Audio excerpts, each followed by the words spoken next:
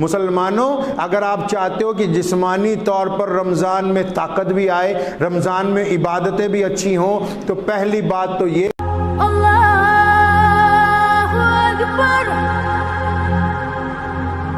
وہ لوگ غلط فہمی میں ہیں، جن عبادت گزاروں کو یہ غلط فہمی ہے کہ ان کی عبادت قبول ہو رہی ہے اور وہ اعمال میں بہت اچھے ہیں، ان کو غلط فہمی ہو گئی ہے،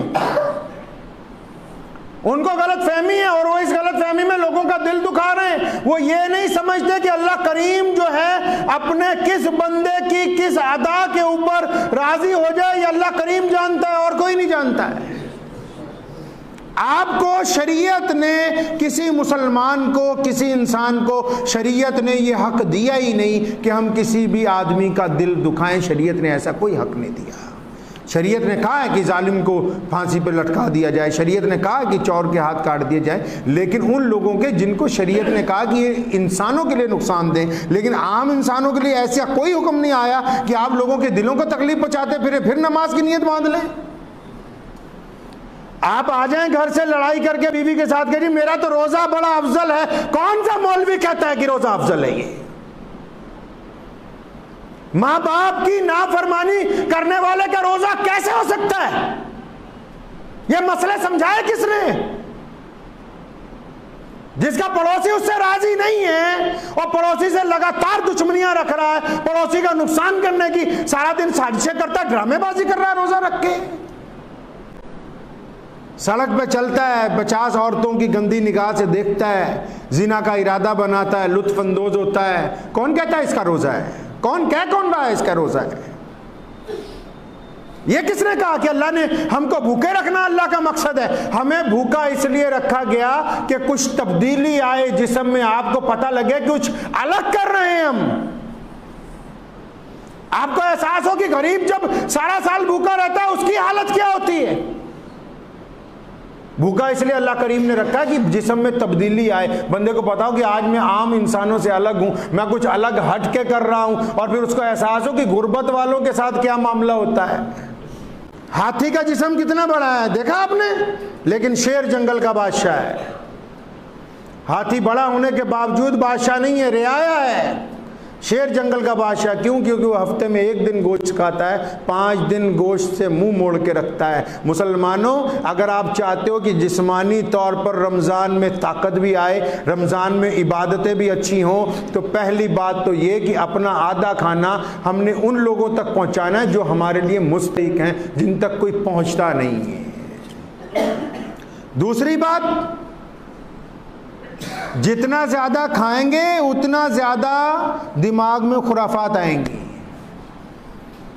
جتنا زیادہ گوشت کھائیں گے، جتنا زیادہ روٹیاں چاول لائی جان گے تھلے، اتنا ہی دماغ میں فطور پیدا ہوتا رہے گا۔ رسول کریم صلی اللہ علیہ وسلم نے فرمایا نوجوانوں کو کہ یا نکاح کر لو فوراً یا روزے رکھا کرو، کیونکہ جو زیادہ کھانا پینا ہے وہ انسان کو شہوت کی طرف لے کے جاتا ہے۔ رمضان الکریم میں ہماری یہ ذمہ داری بنے گی، کس کی؟ ہماری سب کی یہ ذمہ داری بنتی تمام دنیا کے مسلمانوں کی کہ ہم نے حضور اکرم صلی اللہ علیہ وسلم کے حکم کے مطابق ان لوگوں تک ضرورتیں پوری کرنی جن کی کوئی کر نہیں سکتا۔ کریں گے انشاءاللہ؟ ہاں، کوئی بھی بندہ آ جائے رمضان میں مانگنے والا، میں اکثر آپ لوگوں کو بتاتا رہتا ہوں، میرے دادا حضرت مولانا مفتی محمد احمد رحمانی رحمۃ اللہ علیہ جب اس مسجد میں پہلا جمعہ پڑھایا، پنجاب میں جب مسجدیں کھلوانی تھیں، تو 2 آدمی لے کے آئے تھے دلی سے۔ اب دیکھ لو کتنے لاکھوں مسلمان ہیں۔ ایک بات بڑی سمجھائی ہم لوگوں کو، فرمایا جب مانگنے والا آ جائے نا تو اس پہ سوال نہیں کرنا ہے، سوال نہیں کرنا ہے۔ یہ کس کی سنت ہے؟ رسول کریم کی سنت ہے۔ کس کی سنت ہے جی؟ رسول کریم کی۔ لوگوں نے کہا صحابہ سے کہ حاتم طائی کے گھر میں 7 دروازے ہیں، لوگ بھیس بدل کے جاتے تھے، حاتم طائی ہر بار پہچانتا بھی تھا لیکن دیتا تھا۔ اور رسول کریم کے بارے میں لوگوں نے فرمایا کہ حضور صلی اللہ علیہ وسلم کے پاس اگر کوئی بندہ 70 مرتبہ بھی جاتا، حضور اکرم صلی اللہ علیہ وسلم اس کی جھولی بھر کے واپس بھیجتے تھے۔ اور فرمایا کہ کھجور کی گٹھلی بھی کیوں نہ ہو گھر میں، خالی نہیں لوٹانا ہے کسی کو۔ اور مالدار نہیں صدقے کیا کرتے، جو کروڑوں پتی لوگ ہوتے ہیں نا ان کا دل نہیں ہوتا ہے۔ جو سخی ہوتا ہے، سخیاں کول مال نہیں ہوندے تے مالدار جڑے ہوندے وہ سخی نہیں ہوندے۔ بلے شاہ رحمۃ اللہ علیہ نے کہا ہے ہمارا مسلمانوں کا کام یہ ہے، ہم حضور اکرم صلی اللہ علیہ وسلم کے غلام ہیں، رسول کریم صلی اللہ علیہ وسلم کی بات آگے پہچاننے آئے ہیں۔ ہم نے جب روزہ رکھنا ہے، ہم تک کوئی آ جائے ہم اپنی ہمت کے مطابق اس کو دیں گے، ٹھیک ہے جی انشاءاللہ، کوئی بھی آ جائے۔ ہم دینے والے کا مذہب، لینے والے کا مذہب نہیں دیکھتے، جب دیتے ہیں یہ نہیں دیکھتے کون سی ذات کا ہے، نسل کا ہے، رنگ کا ہے، ہم یہ دیکھتے ہیں کہ حضور اکرم صلی اللہ علیہ وسلم کا حکم ہے، یا آپ صلی اللہ علیہ وسلم کی امت میں سے اس کی مدد کرنی ہم پر لازم ہے۔ تو جو بھی بندہ آ جائے رمضان میں، چاہے مدرسوں کا سفیر ہو، چاہے ویسے کوئی مانگنے والا ہو، کئی لوگ کہتے تھے جی ہٹا کٹا ہے، ایدہ کم ہی مانگنا ہے، تو ہمارے دادا فرمایا کرتے تھے کہ اللہ نے آپ کو دینے والوں میں رکھا ہے۔ کس میں رکھا ہے جی؟ بولیے کس میں رکھا ہے؟ اللہ نے دینے والوں میں رکھا ہے، لینے والوں میں نہیں رکھا ہے۔ اللہ کا اگر یہی شکر ادا ہوتا رہے کہ اللہ کریم نے ہم لوگوں کو دینے والوں میں رکھا ہے، اللہ تعالیٰ نے آپ کو ذریعہ بنا رکھا ہے دوسروں کی مدد کا، تو میں یہ سمجھتا ہوں اللہ تبارک و تعالیٰ اگر اس سے ہی راضی ہو جائے تو ہمارا بہت بڑا کام بن جائے۔ تو اس لیے آپ تمام حضرات سے میری گزارش ہے کہ رمضان کا جو روزہ رکھنا ہے میرے بھائی، پہلی بات تو یہ کہ اس بات کو یقینی بنائیں کہ آپ کے والدین آپ سے ناراض نہ ہوں، یقینی بنائیں۔ اگر کسی کے ماں باپ اس سے ناراض ہیں، سارا کام وام چھوڑ کے چلا جائے واپس گھر، بنا مذاق کے کہہ رہا ہوں، اور یہ نہ سمجھو کہ صرف جمعے کی تقریر ہے۔ اگر کسی کے والدین ناراض ہیں، جنت سدرۃ المنتہا پر تھی، پتہ ہے آپ کو؟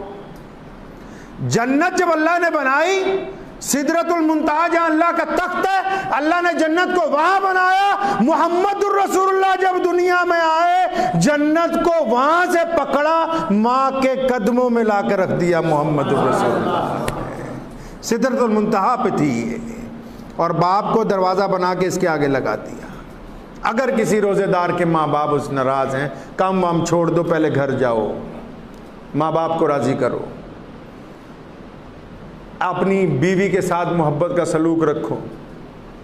پڑوسی ایسے ہیں، رشتہ دار کچھ ایسے ہیں، بنتی نہیں بات، بار بار منت کرتے ہو، پھر بگڑ جاتی ہے، نہیں بنتی، لیکن اپنے دل کو ان کے لیے پاک کر لیجیے، دل کو پاک کر دیجیے، ان کے لیے دعائیں کریں، ان کے خیر کی دعائیں کریں، ان کی ترقی کی دعائیں کریں، اور خود کھانے سے پہلے یہ سوچ لیں بھی کوئی یار دوست ایسا تو نہیں کہ جس کے گھر میں فاقہ ہو۔